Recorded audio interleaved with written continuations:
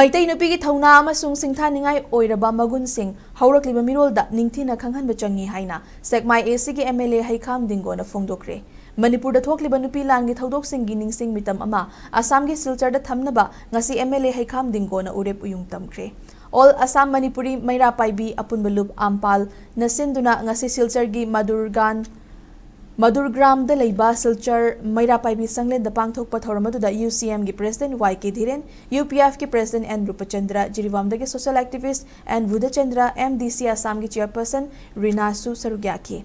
Thoramadu da wangang laduna MLA Haikam Dingona hai, Puwari da mutnai da na lehoraga da Nupi Laan gi thodok ki ningsing mitam ama, Assam ki Silchar da su thamba haibasi aikhoi gi yamna chawthok chaningai amani.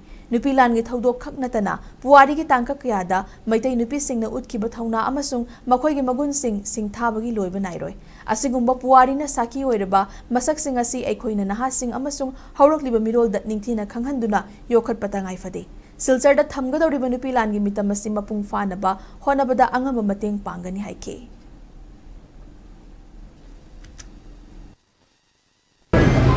Kasi ako'y na Nupi Laan at nag-iwan natin. Magtayo yung bigyan mo siya ang sinahab sa Nupi Laan. Laan da, siya dari kita. Pwede kayo hawatan da. Pwede ako pagkabang kaya pwede. History na sa kanya siya. Ito yung bigyan. Siya ko na magtayo yung bigyan siya. Hanbalay na lang. Kasi unay ka na lang. Narawa.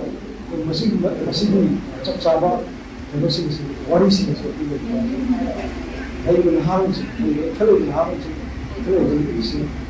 Masih ay yung na isip japo sa akin yung kanya sa akin masih dahil na sa akin halos ay pangulo ko mo sa mga jadi ako na susah na hanggang ito sa sana pun kasi hindi na mga ay dito na puno ba jadi ginawa na ay ko para puno ko sa akin tapos ito ko na pwede magta ay pa mo ba awana pa kaya na sa sana na dito